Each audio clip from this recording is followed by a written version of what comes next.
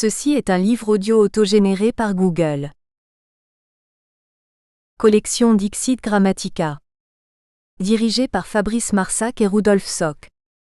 La collection Dixit Grammatica entend promouvoir des travaux de recherche universitaires ou assimilés, individuels ou collectifs, centrés sur la langue française examinée sous toutes ses coutures linguistiques, y compris de manière contrastive. Théorique ou appliquée, systématique ou expérimentale, contextuelle ou indépendante, synchronique ou diachronique, prescriptive, descriptive ou programmatique, intra- ou interdisciplinaire, les études ainsi sollicitées s'inscrivent nécessairement dans au moins l'un des domaines fondamentaux des sciences du langage. En somme, c'est un véritable hymne scientifique à la langue de Molière que se veut Dixit Grammatica. Déjà paru. Elżbieta Biardzka, Greta Komurthilloy, Discours rapporté et presse écrite d'information 2019. Fabrice Marsac, Jean-Christophe Pella, le participe retrouvé 2018. Jean-Paul Meyer, Maria Paeova, Fabrice Marsac, dire Consécutivité et simultanéité en linguistique, langue et parole. Tome 3, Didactique, Traductologie Interprétation 2018. Angelina Alexandrova, Céline Benninger, Anne Tyson, Fabrice Marsac, Jean-Paul Meyer, dire Consécutivité et simultanéité en linguistique, langue et parole. Tome 2, Syntaxe, Sémantique 2018. Camille Fauth, Jean-Paul Meyer, Fabrice Marsac, Rudolf Sock, dire Consécutivité et simultanéité en linguistique, langue et parole. Tome 1, Phonétique, Phonologie 2018. Fabrice Marsac, Histoire des 2016. Préface. Sylvie Plane. Université de la Sorbonne, France. Fallait-il parler du prédicat ? Lorsqu'Audrey Roch et Caroline Laché décident de consacrer un colloque puis un ouvrage à la notion de prédicat et à la place que ce concept peut avoir dans l'enseignement grammatical, elles savent qu'elles s'engagent dans une entreprise ardue. En effet, le thème pour lequel elles ont requis les contributions de linguistes et de didacticiens conduit auteurs et coordonnatrices à affronter un défi de taille. Il s'agit de faire entendre des arguments rationnels dans un contexte passionnel qui a fait du prédicat la cible de propos peu informés mais résolument hostiles a priori. Certes, il n'y a rien d'étonnant à ce que le prédicat suscite des différends, tous les concepts linguistiques sont sujets à débat, l'important étant que ce débat soit étayé. Malheureusement, le bruit qui a été fait autour du prédicat à l'occasion de son introduction dans les programmes scolaires de 2015 avait peu à voir avec une controverse argumentée. La décision d'introduire ce concept dans l'enseignement du français avait été prise après mûre réflexion par le Conseil supérieur des programmes, dont j'avais l'honneur d'être la vice-présidente. Les groupes de travail, composés d'enseignants, d'inspecteurs et de chercheurs, qui avaient été chargés de formuler des propositions de programmes pour chacun des cycles, s'étaient attachés à veiller à la faisabilité, la conformité institutionnelle et la pertinence scientifique de leurs propositions. Et même si l'on pouvait anticiper que l'introduction du prédicat allait susciter des réticences, rien ne laissait prévoir le déchaînement extravagant que ce choix allait provoquer. Les rédacteurs des programmes avaient choisi de traiter avec prudence l'enseignement de la grammaire et de l'orthographe, thème sur lequel chaque locuteur a une opinion bien arrêtée. Mais ils avaient aussi en tête que si l'on veut solliciter l'intelligence des élèves, il convient de se garder des abstractions de la métaphysique grammaticale et des analyses casse-tête, que condamnait dès 1857 le ministre Rouland. Ils étaient donc prévenus contre la tentation d'un enseignement grammatical autotélique et savaient qu'il leur fallait sélectionner les outils d'analyse susceptibles d'éclairer les mécanismes de la langue, d'aider à la compréhension et à la production des textes ainsi qu'à leur mise en orthographe. Ainsi, parmi les principes retenus, il avait été décidé de simplifier la kyrielle de complément, dont la nomenclature avait évolué au fil des programmes et dont les critères d'identification constituaient un jeu complexe. Les distinctions entre compléments de nom, d'adjectifs, de verbes, de phrases devraient suffire pour attirer l'attention des élèves sur les phénomènes de réaction et de dépendance au sein de la phrase et les aider à en comprendre l'organisation sémantico-syntaxique. Toutefois, la catégorie complément d'objet direct, héritée de la terminologie de 1910, avait été conservée et apparaissait dans les programmes à partir du moment où les élèves apprennent l'accord du participe passé avec le COD antéposé. les rédacteurs des programmes savaient que la moindre remise en cause de cette règle, dont les subtilités font les délices des virtuoses, aurait pu provoquer un scandale national.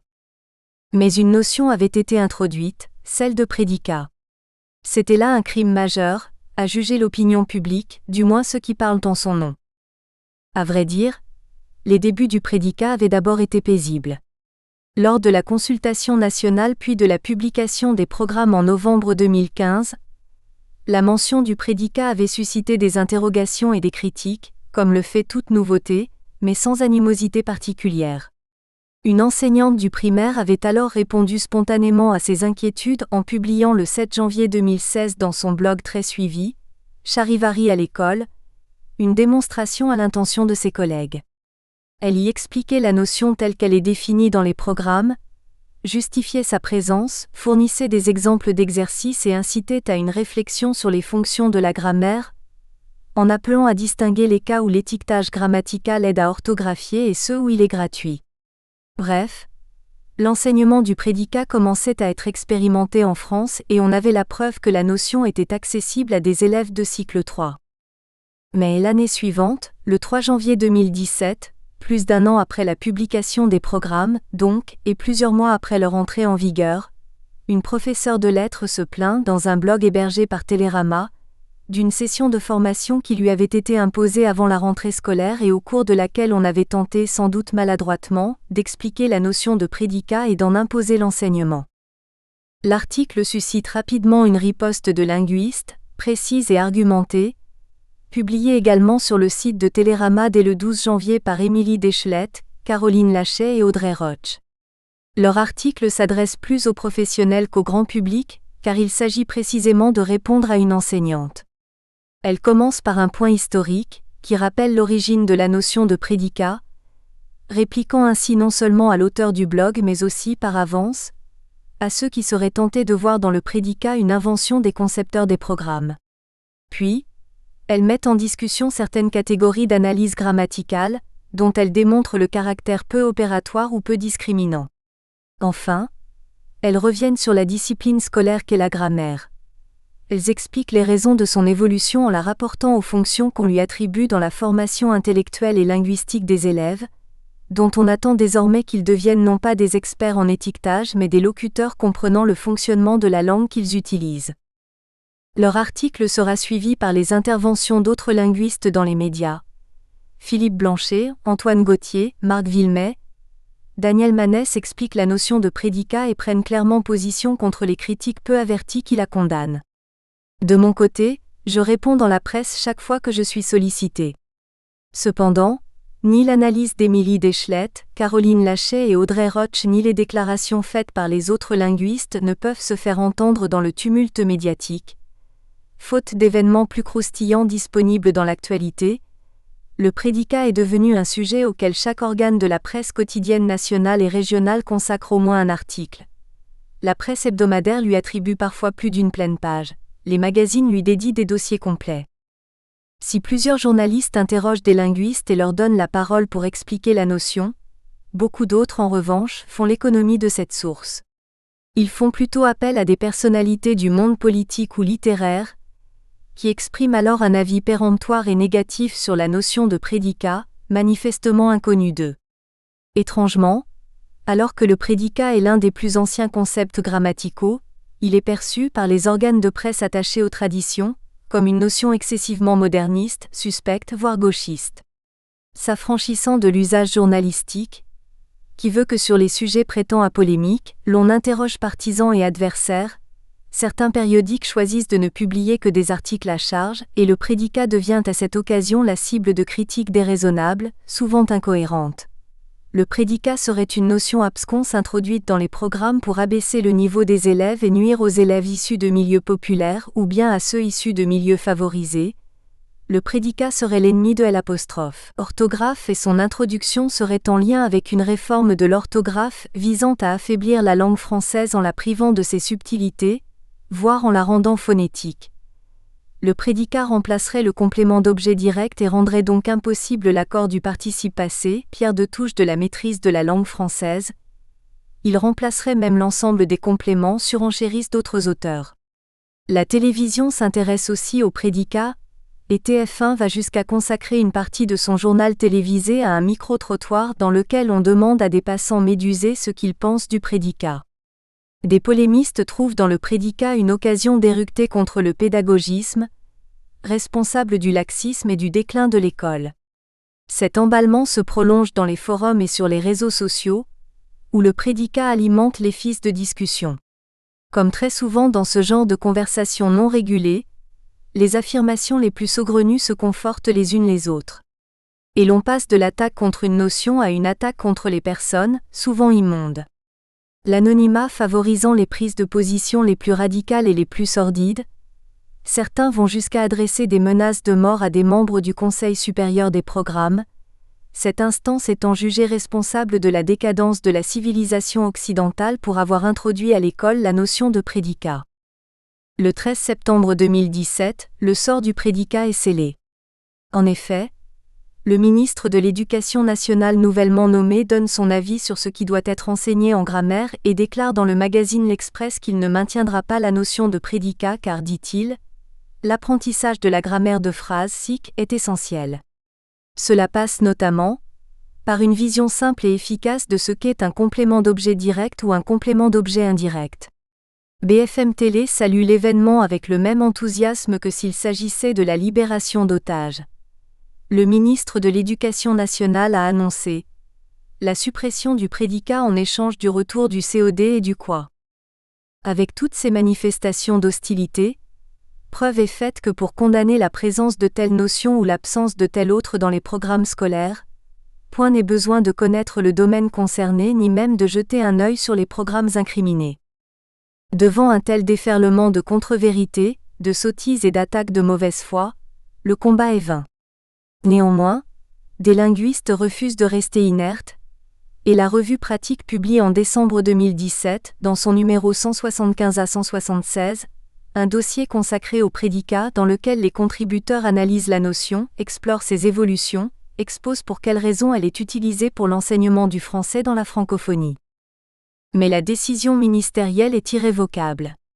Le Conseil supérieur des programmes, que j'ai été amené à quitter et dont la composition a été renouvelée, est chargé par le ministre de rédiger une nouvelle version des programmes, dans laquelle le nom honni de prédicat ne figurera plus. Cette version est publiée au bulletin officiel du 26 juillet 2018. Il n'y a désormais plus de traces officielles du prédicat dans les programmes. Mais il en reste dans les manuels scolaires imprimés, avant la réécriture de ces programmes, et dans la mémoire de ceux des enseignants qui avaient commencé à s'y intéresser. Revenons donc à la question initiale, fallait-il parler du prédicat ? À la lumière des événements, il apparaît qu'il eût été plus sage de ne pas en parler dans les programmes. Son introduction a été une erreur stratégique car les amateurs de polémique étaient aux aguets, et les circonstances ne permettaient donc pas une appropriation sereine de la notion. Mais le fait que le prédicat est actuellement banni de l'institution scolaire française ne doit pas empêcher ceux qui s'intéressent à la langue et à son enseignement de faire de cette notion un objet de discussion et de chercher à quelles conditions elle peut trouver place dans le système grammatical en usage à l'école. La notion de prédicat mérite en effet la discussion car elle est loin d'être uniforme, alors même qu'elle est reconnue par la plupart des linguistes. Plus exactement, c'est précisément parce que le prédicat figure dans des appareils théoriques différents, parce qu'il a traversé les époques et qu'il a donc été amené à répondre à des questionnements différents que le prédicat est défini de façon si diverse. C'est certes là un obstacle à son traitement didactique, mais c'est aussi un trait partagé par toutes les catégories grammaticales en usage à l'école.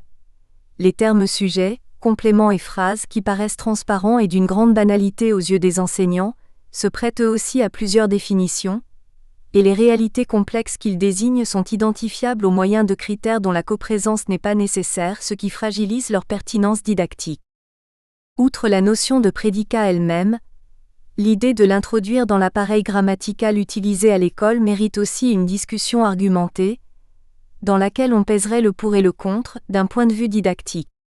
Il ne s'agit pas seulement d'enquêter sur son acceptabilité par la communauté enseignante, mais de chercher quelle définition retenir, et pour quel service attendu. Il s'agit aussi de se demander si cet outil conceptuel peut s'intégrer au système de représentation et d'analyse de la langue en usage à l'école, et à quelles conditions, ou si au contraire, son introduction exige une restructuration importante de la grammaire scolaire. Dans un système reposant strictement sur l'identification des relations entre support et apport, comme celui défendu par Van Ramdonk, le prédicat trouve aisément sa place, encore que l'interprétation de la relation support-apport soit loin d'être toujours unidirectionnelle, comme l'a montré Roth. Mais, dans un système marqué par une tradition d'analyse mot à mot, alourdi par l'empilement de distinctions catégorielles, par les sédimentations théorico-pratiques qui se sont superposées au fil de la réflexion des programmes scolaires, l'adjonction de la notion de prédicat, en apportant un autre niveau d'analyse, met en question l'équilibre même du système. Aussi cette introduction ne va-t-elle pas de soi. Ainsi, Riegel, Pella et Rioul, dans leur grammaire méthodique du français qui sert de référence pour la préparation au concours d'enseignement, avaient manifesté en 1994 des réserves quant à l'introduction éventuelle du terme prédicat dans la terminologie scolaire. Ils convoquaient alors 3 arguments dirimants: l'ambiguïté du terme prédicat, le fait que le couple thème-prédicat se superpose au couple thème-rem et l'introduction récente de la notion de groupe verbal dans l'analyse grammaticale, qui pouvait donc servir à désigner grosso modo le concept de prédicat dans le cas de la phrase canonique. Néanmoins, dans l'analyse des structures fondamentales de la phrase, ils étaient amenés à parler de la relation prédicative. Et l'on sent bien à les lire qu'ils sont chagrins de ne pas pouvoir proposer un terme qui permette d'en rendre compte tout en étant acceptable dans l'enseignement. En 2017, l'obstacle paraît levé, puisque Jean-Christophe Pella et Stéphanie Fonvielle publient une grammaire qui se recommande de Grevis et dans laquelle la notion de prédicat a sa place. Cette grammaire est plus simple, moins problématisante que la GMF, dont elle prend plus ou moins le relais, sans doute parce qu'elle s'adresse non seulement aux étudiants préparant les concours mais aussi à tous les enseignants qui ont besoin d'une mise au point claire pour préparer quotidiennement leurs cours. De ce fait, cette grammaire est contrainte de respecter la terminologie introduite par les programmes 2015. Mais les auteurs s'accommodent apparemment très bien de cette contrainte, d'autant qu'ils ont trouvé un moyen de juguler les ambiguïtés dénoncées une vingtaine d'années auparavant. Ils introduisent le terme de thème qui ne figurait pas dans les programmes de façon à faire apparaître 2 couples. Le couple thème-prédicat, qui concerne des relations d'ordre informationnel entre 2 ensembles sémantiques, et le couple sujet-verbe, qui concerne les relations morphosyntaxiques entre 2 constituants de nature différente.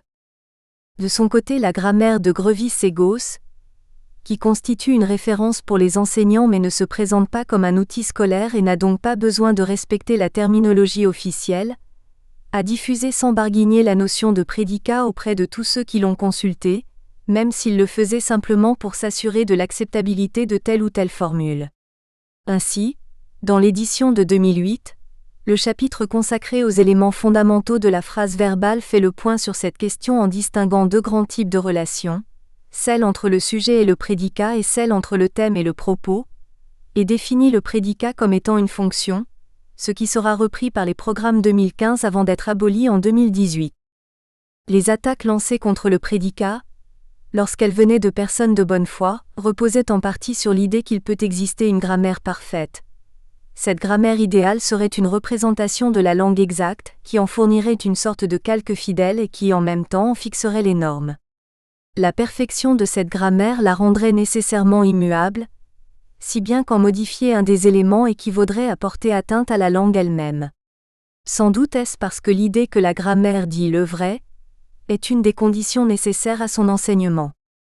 Mais l'introduction du prédicat dans les programmes a aussi permis de donner libre cours à des préoccupations partisanes qui n'avaient rien à voir avec la grammaire. La polémique malsaine qui en a résulté a empêché alors que soient posées les bonnes questions. Mais il est possible aujourd'hui de les poser, et il ne faut pas s'en priver. En effet, nous avons besoin que sur ce sujet malmené, il soit apporté un peu de raison, de sérénité et d'analyse critique. Alors, tournons la page et lisons ce qui est dit du prédicat. Sylvie Plane. Du prédicat au prédicat. Si l'insertion du mot prédicat dans les programmes scolaires français de novembre 2015, entrée en vigueur au mois de septembre 2016, est restée inaperçue dans un premier temps, Elle fut fort remarquée à partir de janvier 2017 par le biais de cet article intitulé 1 en 2017, la grammaire est simplifiée voire négociable, Télérama 3 en 2017. Le mot prédicat, défini alors dans le BO comme ce qu'on dit du sujet, c'est-à-dire finalement le rem, et présenté de surcroît comme la fonction syntaxique du groupe verbal, se laisse facilement identifier dans une série de phrases simples. Par exemple, la phrase « Les élèves ont sorti leur cahier » donne à voir la succession d'un thème, les élèves, et d'un prédicat rem ont sorti leur cahier. Cette organisation informationnelle de la phrase se traduit syntaxiquement par un découpage identique. Sujet, les élèves, prédicat, ont sorti leur cahier. À un niveau inférieur, le prédicat se laisse décomposer en un verbe, ont sorti, et un complément du verbe, leur cahier. Mise en évidence des groupes syntaxiques. Le sujet de la phrase, un groupe nominal, un pronom, une subordonnée. Le prédicat de la phrase, c'est-à-dire ce qu'on dit du sujet. Très souvent un groupe verbal formé du verbe et des compléments du verbe s'il en a. Extrait du bulletin officiel du 26 novembre 2015, cycle 3, page 118. CM1 CM2. La phrase comporte deux éléments principaux, le sujet et le prédicat qui apportent une information à propos du sujet. Le prédicat est le plus souvent composé d'un verbe et de ses compléments, s'il en a.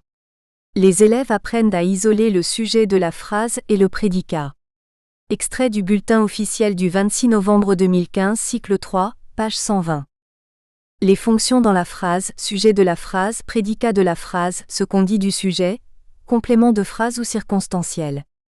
Extrait du bulletin officiel du 26 novembre 2015, cycle 4, page 245. L'affaire paraissait simple.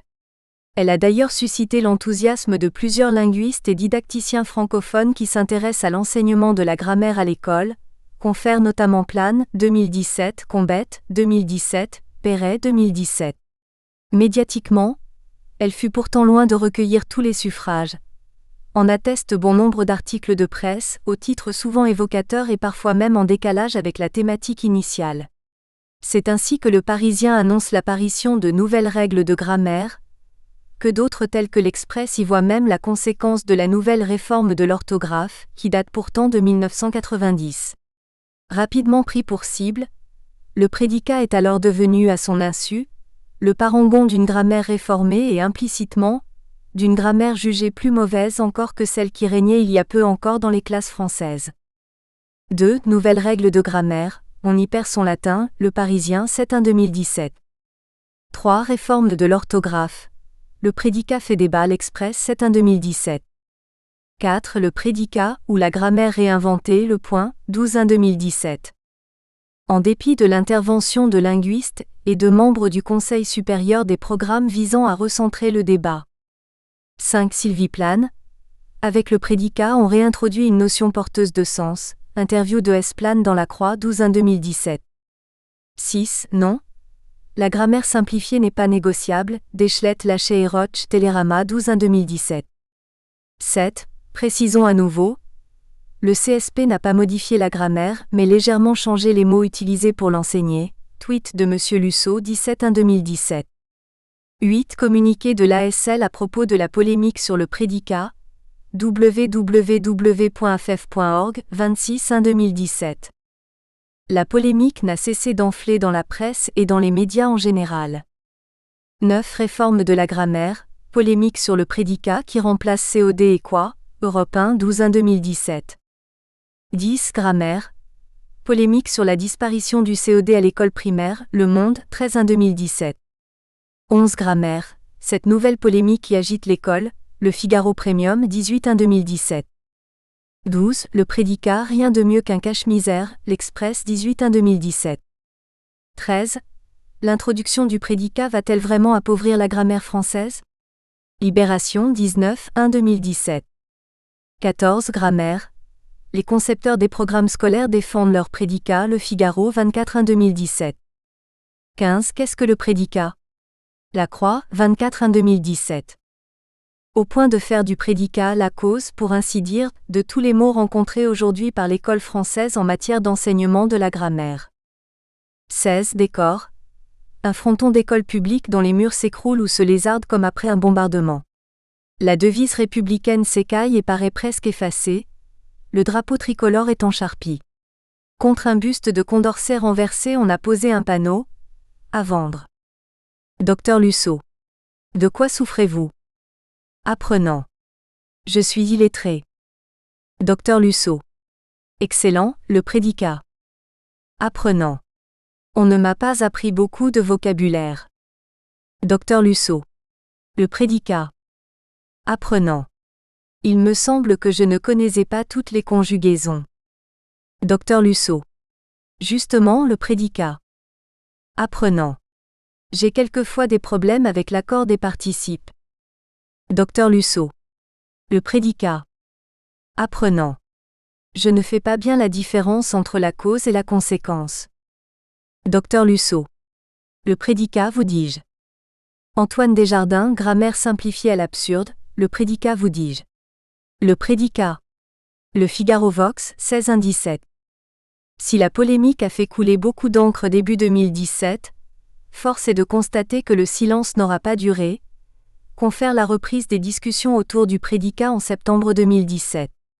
Abondamment pointé du doigt par ses nombreux opposants, le prédicat a vu non seulement sa définition mais aussi son utilité remise en cause par ces derniers, au point de disparaître dans les recommandations officielles de juillet 2018.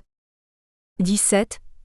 Qu'est-ce que le prédicat, cette notion de grammaire inutilement complexe que le ministre de l'Éducation veut rayer des programmes? LCI 14-9-2017. 18. Fin du prédicat, division OCP. Les annonces de Blanquet pour réformer les programmes, Le Monde, 14-9-2017. 19. Jean-Michel Blanquet. Le mot grammaire était presque devenu tabou. La DE accent aigu PE accent circonflexe tche.fr, 14-9-2017. Le prédicat est-il si néfaste, confère Plane 2017. La question ne semble pourtant pas se poser de l'autre côté de l'Atlantique. Au Québec, la grammaire rénovée du français, proposée dans les programmes scolaires de 1995, fait déjà état d'une division de la phrase en sujet plus prédicat plus complément de phrase. En outre, l'on constate que plusieurs théories syntaxiques actuelles continuent d'accorder une place importante au prédicat. E.G. Martinet, 1985, Villemay, 2010, notion d'ailleurs peu neuve. Des textes du XIVe et du XVe siècle en faisaient déjà état, par exemple. Comme selon Dizois, Jehan est homme, Pierre est homme, Robert est homme et ainsi des autres, homme est un commun prédicat. Aussi dit Roiland, savoir est bien, honneur est bien, etc. Nicole Orem, Le livre des éthiques d'Aristote, 1370.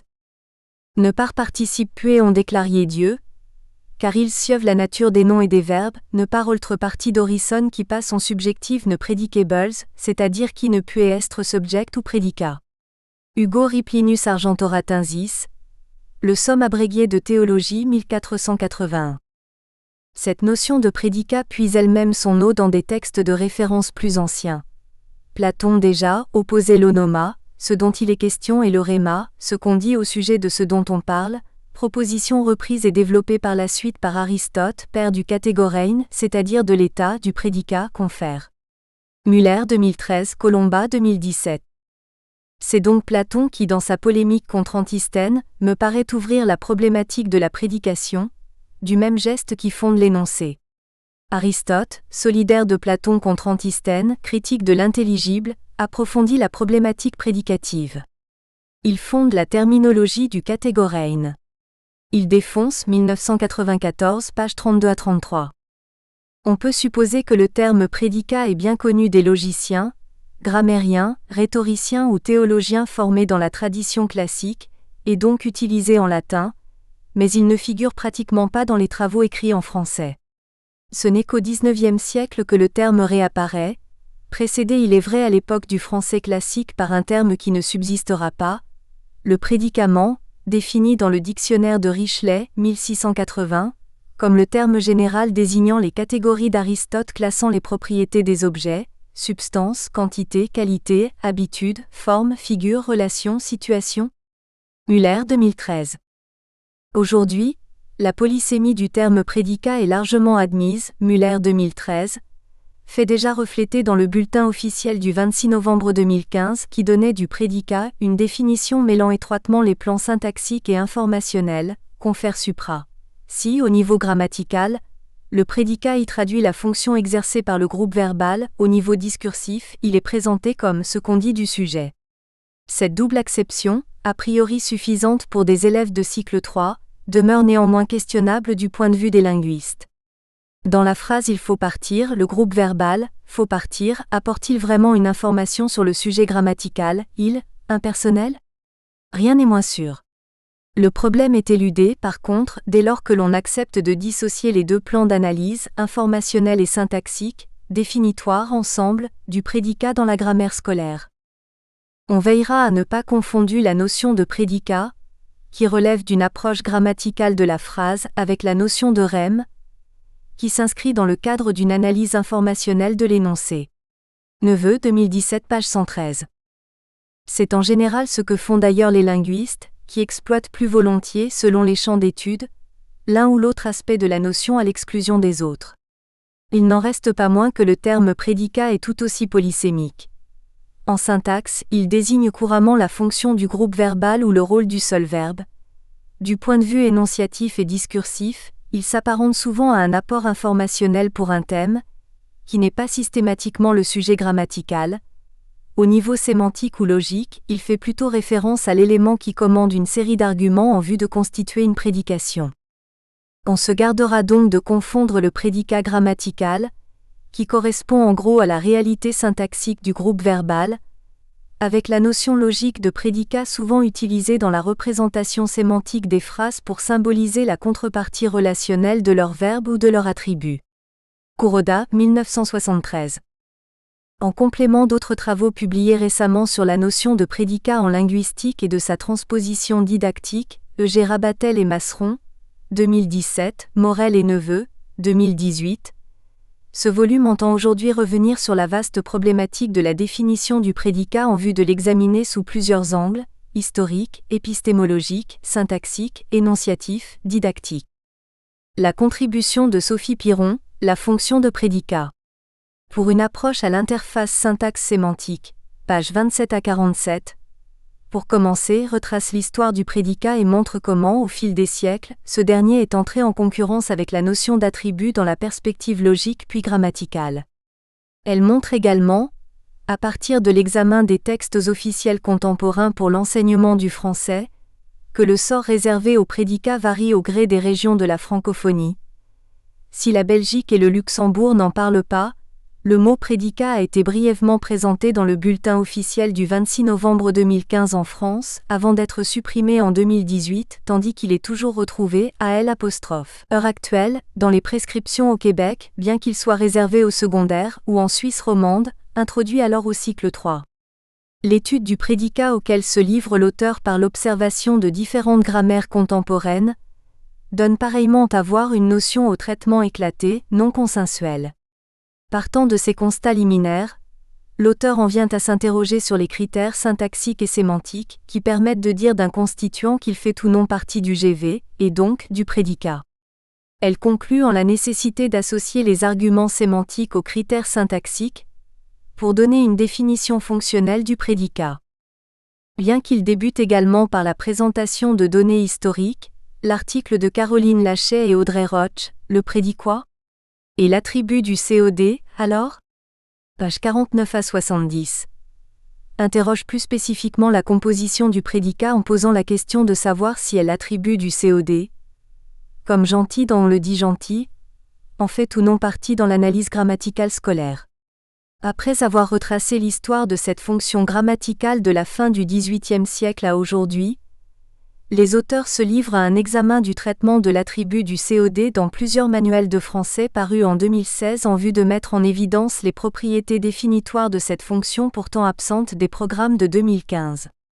Ces observations liminaires conduisent Caroline Lachet et Audrey Roch à revenir sur la question plus générale des critères permettant de différencier les 4 fonctions clés des adjectifs.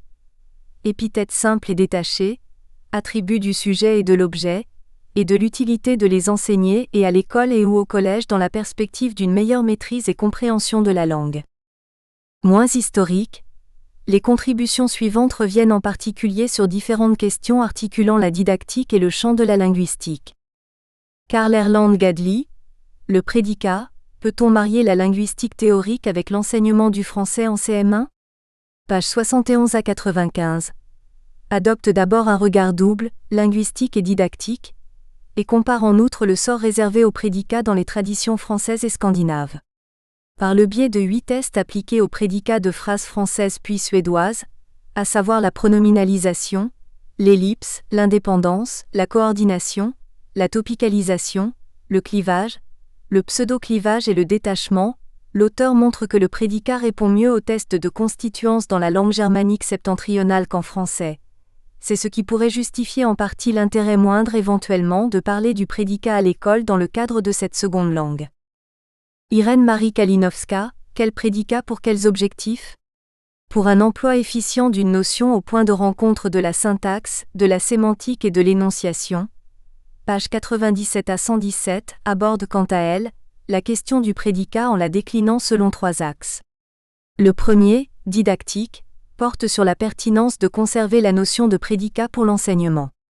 En se référant à ses recherches en cours sur la formation des futurs professeurs de français langue maternelle et langue étrangère en Fédération Wallonie-Bruxelles, l'auteur montre l'intérêt d'enseigner cet objet dans le cadre plus général d'une approche de la phrase.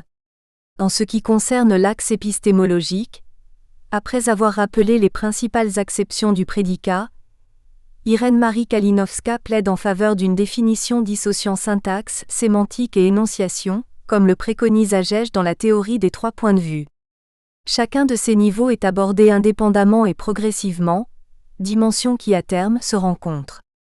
C'est alors la dimension morphosyntaxique qui est privilégiée afin d'aborder, plus généralement, l'analyse de la phrase. Dès lors, dans le dernier axe linguistique, l'auteur élabore une définition syntaxique du prédicat, vu comme le noyau d'une phrase, clairement distingué du sujet et de ses compléments. Cécile Afzar-Roger et Céline Cortel, Savoir déclarer et pratique enseignante autour de la notion de prédicat en classe, pages 119 à 136. Ensuite, s'intéresse à la façon dont la notion de prédicat a été reçue par les professeurs des écoles et les formateurs des cycles 1, 2 et 3. À partir d'une enquête, elles interrogent les représentations par rapport à la grammaire et son enseignement, avant de restreindre leur objet d'étude au savoir et aux pratiques déclarées relatives aux prédicats et aux notions connexes que sont le sujet et le verbe. Les auteurs rappellent que le prédicat a été introduit dans les programmes scolaires afin de combler, entre autres, une lacune terminologique, le verbe n'ayant pas de fonction syntaxique jusqu'alors, et ainsi, de proposer une description d'ensemble des constituants essentiels de la phrase verbale. Alors que la notion prenait appui sur des considérations syntaxiques, elle montre que cet objet d'enseignement a avant tout été interprété dans sa dimension textuelle, confère thème-rem, reflétant ainsi à la fois l'ambiguïté de la définition proposée dans le BO, laquelle oscille entre contenu syntaxique et énonciatif, et une attitude traditionnelle eu égard à l'enseignement de la grammaire. L'enquête montre bien que l'utilité du prédicat n'a pas été perçue par les enseignants et les formateurs. Le prédicat est soit conçu dans son acception textuelle, soit envisagé comme un synonyme de groupe verbal et donc comme une redondance et non comme une nouvelle fonction syntaxique. C'est ainsi que le prédicat, difficilement associé à des activités visant à améliorer les compétences des élèves en lecture et en écriture, n'a eu que peu d'écho dans les pratiques enseignantes. D'autres contributions s'attardent plus spécifiquement sur l'exploitation qui est faite du prédicat dans le domaine des sciences du langage. Sarah de Vogüé, Arrimer le prédicat au type de discours, pages 137 à 155, propose par exemple d'inscrire le prédicat dans une perspective énonciative au regard de la fonction pragmatico-sémantique qu'exerce la notion. Partant du principe que c'est le sens qui dicte la syntaxe, l'auteur conçoit le prédicat comme un outil au service de la compréhension d'un texte ou d'un discours, en lien avec la structuration syntaxique même de l'énoncé. Elle reconnaît néanmoins que le travail d'identification d'un prédicat dans un énoncé authentique s'avère parfois compliqué. Il est facilité toutefois, dès lors qu'on accepte l'existence de différents types de prédication, fonction des types de discours rencontrés. L'auteur recense ainsi les prédications catégoriques, thétiques et d'événements. À ces 3 logiques énonciatives, elle associe alors des schémas syntaxiques prototypiques, bipartites, multipartites et tripartites, qui interagissent plus qu'ils ne s'opposent au sein d'un texte, explique-t-elle, comme en témoigne l'étude de 2 exemples choisis. une publicité pour une agence de voyage et le début de l'histoire pour enfants Pierre le Lapin. Nisa Chatar-Momni, le couple sujet-prédicat dans la tradition grammaticale arabe, pages 157 à 170, replace quant à elle la notion de prédicat dans le cadre de la grammaire classique arabe. Avant tout de nature énonciative, cette grammaire reconnaît dans toute phrase la présence nécessaire d'un prédicande ou support, appui, et d'un prédicat, ou musnad supporté, appuyé, ces deux entités étant liées par une opération abstraite, al-isnad, qui recouvre une relation de type prédicatif. Il s'agit alors, pour l'auteur, de réfléchir à la manifestation syntaxique de cette relation prédicative, laquelle peut prendre forme dans une phrase nominale ou une phrase verbale. La description de ces structures est l'occasion pour elle de questionner les notions de sujet et de prédicat dans le cadre de ce modèle. Elle considère ainsi que l'incoatif, en lien avec le nominatif, assure le rôle de support de la relation prédicative. Elle montre enfin que l'affixe de personne entretient avec le verbe une relation de type fonction-sujet, cet affixe pouvant être référentiellement renforcé par un complément explicatif.